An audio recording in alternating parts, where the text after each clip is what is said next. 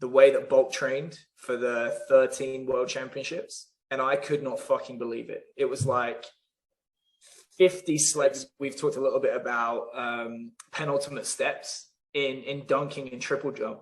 Do you think that's like, is it fair to say the more speed that you can carry into that collision with the ground, the more speed you're going to take out of that collision? But then also, you know, if you look at how triple jumpers approach the board, a lot of the time they're attacking with a certain shin angle and lowering the center of gravity to do that. And then, yeah, I mean, if we go back to the example of Echeverrio, the Cuban long jumper, and you can look at different I know he's a long jumper opposed to a triple jumper or whatever, but yeah, you know, same, similar things.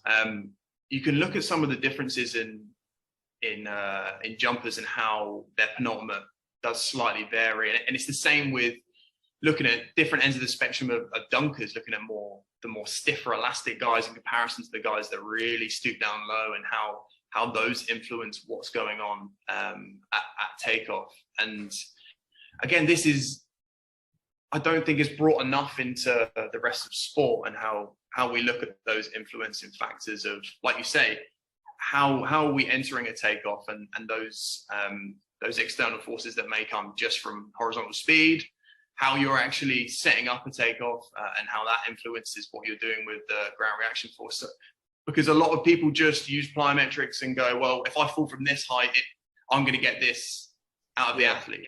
Well, 5 athletes do it in 5 different ways. So how are you monitoring that as a coach? How are you monitoring what's happening when you're doing more extensive stuff? When someone looks like shit after the workout and someone is looking fresh as can be, and you've got 2 completely different athletes. So yeah, there's a ton of stuff that can come in. Like I spoke to Dan Pfaff a couple of months ago about this, and looking at Greg Rutherford's biggest influences when it comes to jumping 830. And he said it was the distance from his penultimate stride to the takeoff board. If it was too short, he didn't jump as far. If it was too long, he didn't jump as far. He needed that like Goldilocks, like just right kind of takeoff, penultimate step, and how that influenced the way that his center of mass was, how that changed the trajectory of the angle in which he took off. So yeah, I always remember speaking to him about Greg Rutherford. You know, we're both English, and 3 and a bit years ago for CVASPs, they were like, oh, we need someone to volunteer to pick up Dan from the airport. And I was like, fuck, I'll do it. Yeah. So I got the trip to and from the airport with him. And he told me like this, he used to have one big training day every 7 to 10 days. Like he said his outputs relative to his like frame was so big. Like if they tried to do any more than that, he would break apart, which I found pretty interesting. Yeah, really interesting. So do you reckon, like, you know, try and put things together that as coaches, even though we tend to find out, you know, we say like the right answer for each athlete, we sort of have this cognitive bias in which we sort of shy away from it, like trying to get like the program that, yeah, you know, not one that fits all, but fits the most, and it's safer to do in the gym, and it's safer whatever you can think in terms of like sets, reps, and loading and linear or some sort of progression. Whereas are you talking like all these tiny variables that could be different for everyone, which scares us because we'll never really have the answer. Like even if you're Dan Pfaff and you get a new athlete, maybe you've never seen this before, even though you've seen like a million of, you know, jumpers and sprinters. Do you reckon that's why people try to like sort of create models? Like it's because it's safer?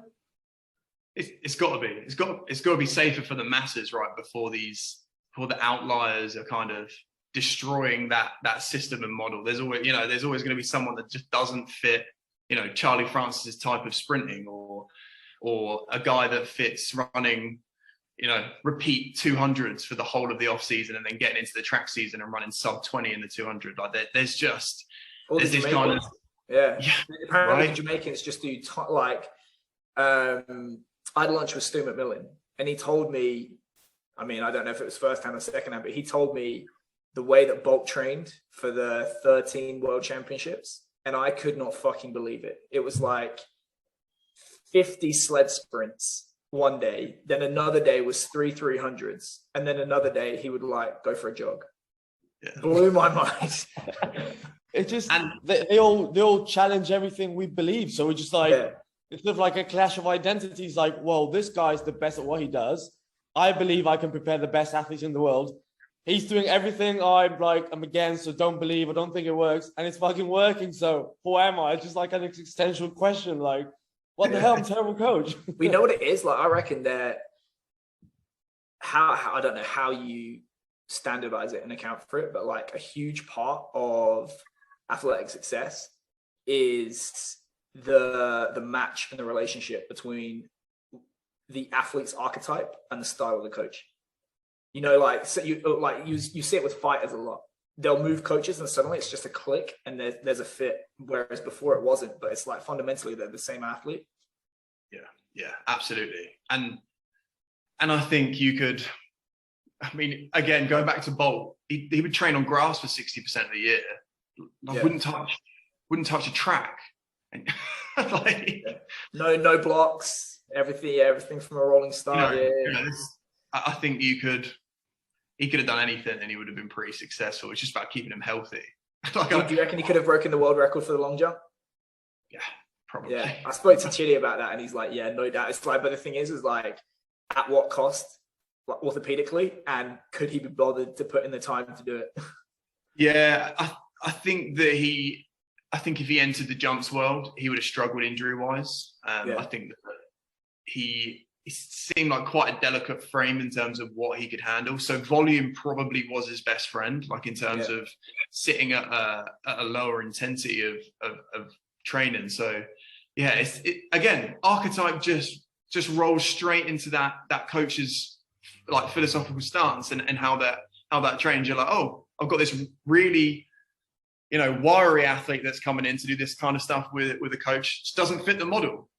Just because you train Bolt doesn't mean it's gonna fit that guy that comes in. I've got a funny example of high jumping in the Czech Republic. I went and I did the B jump, and then all the big boys came out and did the A jump. And some of the boys are like the Russian Olympic 2012 champ who's now been cut down as a cheat was. They were like, "What's he doing to get ready for the competition?" He's like, "Oh, he's out the back having a fag." Yeah. In between jumps, he'd come back in. He'd be like, "Oh, am I ready to jump?" This guy was just, honestly, it's just such a talent that you get those sort of guys in track and field, and you're like, you could be with the perfect coach doing the perfect program. Sometimes these guys are just freaks. We have a post on our blog that says, "Do you want to be right or do you want to have a medal?" That pretty much discusses this topic. It's like, do you want everyone to fit in your idea of what preparation should look like, or you just want to find someone and not mess it up? Like, is your ego in the way and whatnot? It's just basically what it always. Congratulations on making it to the end of the video. Why don't you celebrate by watching more videos just like it? You can also help us on our quest to placate the algorithm gods by liking, sharing, subscribing, and commenting. Thank you.